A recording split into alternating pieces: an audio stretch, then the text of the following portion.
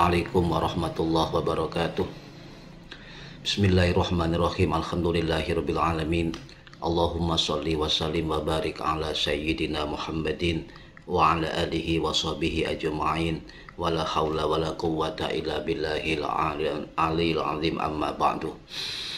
Para hadirin rahimakumullah, alhamdulillah kita masih diberi kesehatan oleh Allah Subhanahu wa taala, tetap bisa menjalankan ibadah puasa. Mudah-mudahan ibadah puasa kita diterima oleh Allah Subhanahu wa taala. Ada dua diksi penting di dalam puasa Ramadan yang dilakukan oleh kaum muslimin, yaitu bahwasanya ada dua syarat ketika kita ingin mendapatkan ghufirallahu ma taqaddama min dzambih, ampunan Allah Subhanahu wa taala, maghfirah Allah Subhanahu wa taala, yaitu dua diksi pesan penting, yaitu imanan wahtisaban.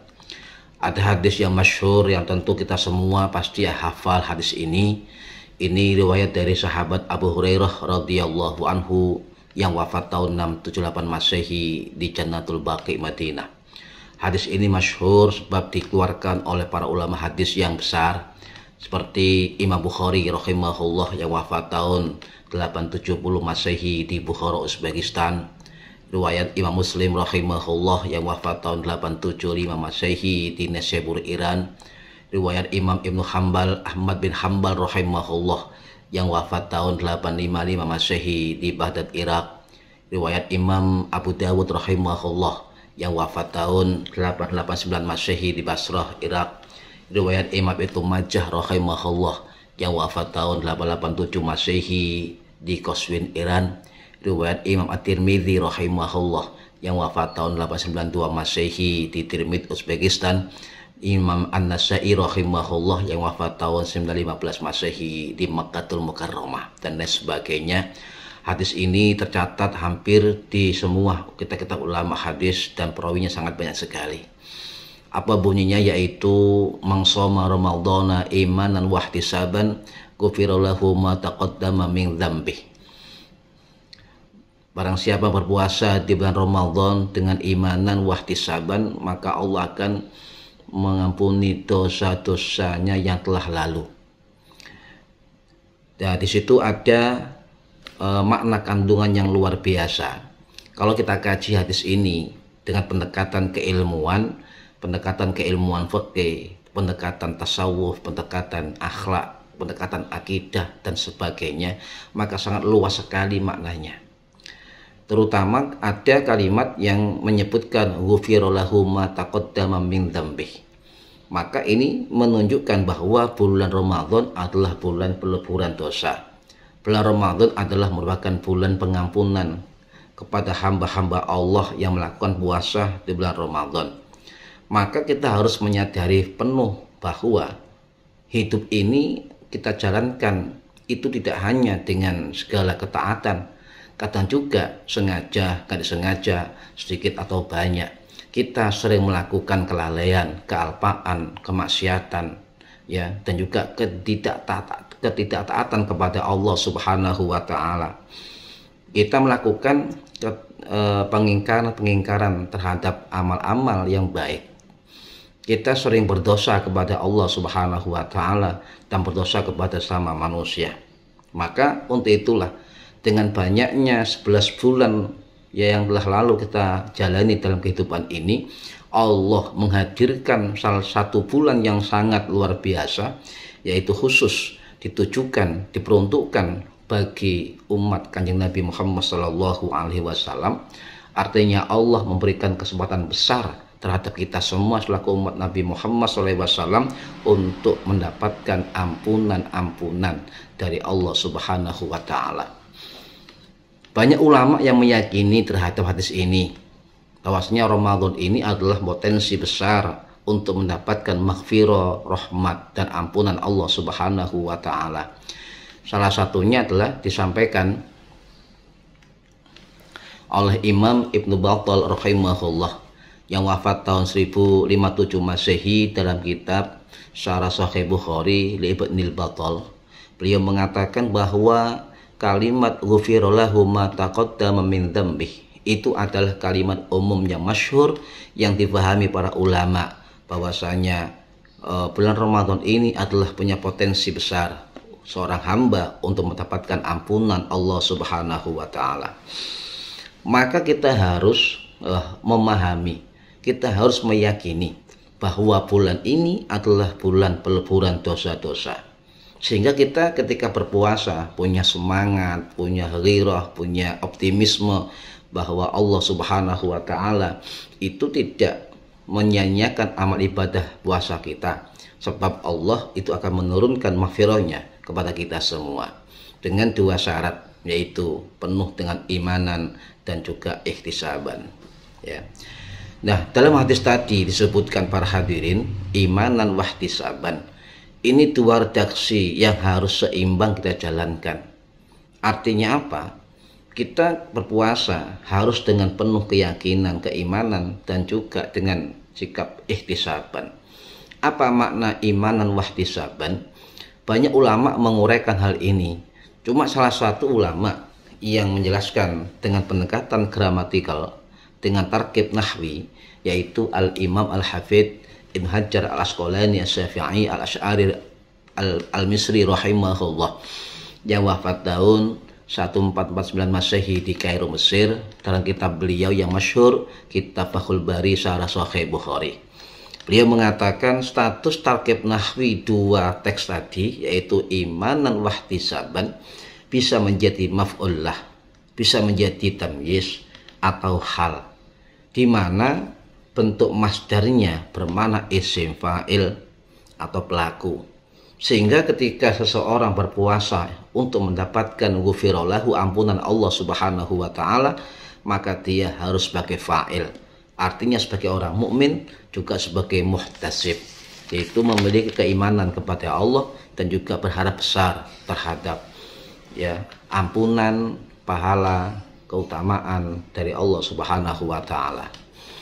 Jadi imanan ini dan ihtisaban ini itu dilakukan oleh status fa'il mukmin, contoh orang yang beriman, memiliki keimanan, sehingga terkait dengan puasa Ramadan ini dia akan meyakini, seorang mukmin yang punya imanan itu akan meyakini ada i'tiqad serta membenarkan perintah ini, yaitu tasdik sepenuh hatinya, bahwasanya ibadah Ramadan itu memang wajib dilakukan oleh kita semua selaku orang mukmin, orang muslim. Nah, Allah Subhanahu wa taala dalam surat Al-Baqarah 183 menyebutkan, memanggil perintah kepada hamba-hambanya adalah yang disebut ya ayyuhalladzina amanu, wahai orang-orang yang beriman, kutiba alaikumusiyam, diwajibkan atasmu berpuasa. Jadi yang dipanggil oleh Allah adalah orang-orang yang beriman. Maka untuk menjalankan puasa Ramadan, salah satu syarat diksi yang pertama adalah imanan, dan sebagai untuk implementasinya kita harus sebagai orang mukmin. Jadi pondasi puasa itu memiliki pondasi keimanan, kesadaran atas kewajiban, dan keyakinan atas kewajiban. Ini sebuah gandengan, sebab tanpa imanan, tanpa pondasi keimanan, tanpa sebagai seorang mukmin, maka puasanya itu dikatakan puasa keguyuban.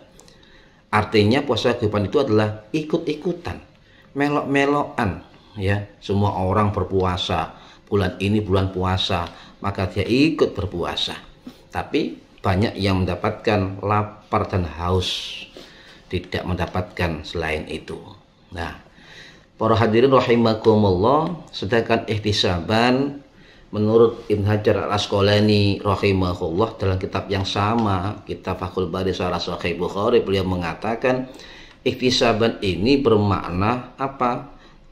Bermakna thalabut thawab minallah, mencari ganjaran, mencari pahala dari Allah Subhanahu wa taala.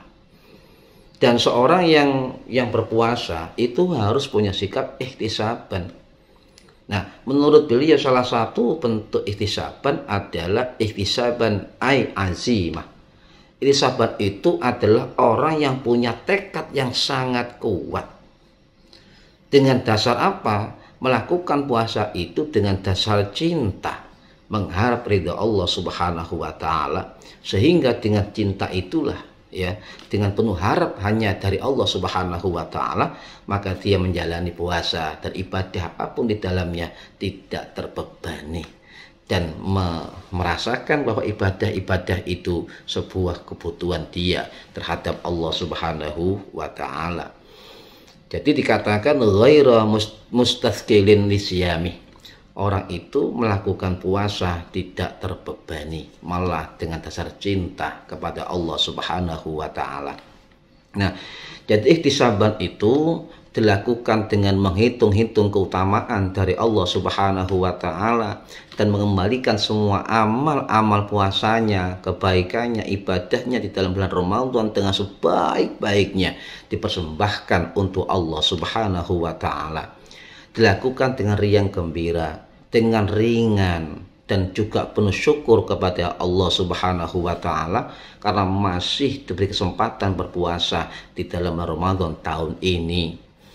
Kemudian sebab karena rasa cinta penuh harap kepada Allah, maka amal ibadah puasanya di bulan ini ditambah dengan amal-amal kesunahan yang lainnya, seperti ya sholat taraweh, sholat witir, sholat nawafil, sunnah lainnya, membaca Al-Quran tadarus dan sebagainya, termasuk sering sedekah di dalam bulan Ramadan dan lain sebagainya.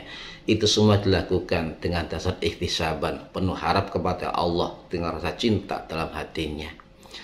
Jadi pengharapan atas thawab atau pahala harus bersandar kepada Allah, tidak boleh bersandar kepada sesama manusia. Sebab niat yang kuat untuk mencari ridha Allah itu syarat imanan wahtisaban. Ya, kemudian dikatakan oleh Ibnu Battal rahimahullah, wa yanwi bisiyamihi wajh Allah. Dia berniat, ya, berniat di dalam hatinya hanya untuk mencari ridha Allah di dalam melakukan puasanya. Sering dikatakan lillahi ta'ala, untuk Allah, ya, artinya kegiatan puasa kita, amal ibadah kita dan sunnah-sunnah yang lainnya di bulan ini kita persembahkan yang terbaik hanya untuk Allah Subhanahu wa taala. Selain itu para hadirin, ihtisaban ini adalah orang-orang yang harus memiliki ilmu terhadap puasanya. Sebab tanpa ilmu, tanpa memahami, dia tidak bisa memahami keutamaannya. Juga harus berlandas keikhlasan, juga harus dia membuat perencanaan-perencanaan yang matang tentang kemampuannya untuk berikhtisab, ya, menghitung-hitung amal apa saja yang bisa dilakukan di dalam bulan-bulan puasa Ramadan. Ya, kemudian dia juga harus bertekad, berazimah, bertekad kuat menjalankan perencanaan itu, ya. Mulailah dari yang terkecil, dari termudah untuk amal-amal soleh yang lainnya, sehingga mudah kita lakukan dan mampu kita lakukan. Yang terakhir, kita selalu mengingat kematian, sebab kita khawatir dan takutlah bahwa puasa tahun ini adalah puasa terakhir yang diberikan Allah pada kita, sehingga kita berusaha untuk melakukan puasa di tahun ini dengan sebaik-baiknya, ya, mencari ridha Allah Subhanahu wa taala. Mudah-mudahan kita semua amal kita diterima oleh Allah Subhanahu wa taala, dan mudah-mudahan kita semua mendapatkan maghfirah Allah Subhanahu wa taala, dan semoga amal ibadah kita di dalam bulan Ramadan semuanya diterima oleh Allah Subhanahu wa taala. Amin ya rabbal alamin. Demikian dapat kami sampaikan, semoga bermanfaat, barokah fid dini wa dunya wal akhirah. Assalamualaikum warahmatullahi wabarakatuh. Wallahu a'lam bishawab. Allahumma sholli ala Muhammad sholli wa sallim alaihi.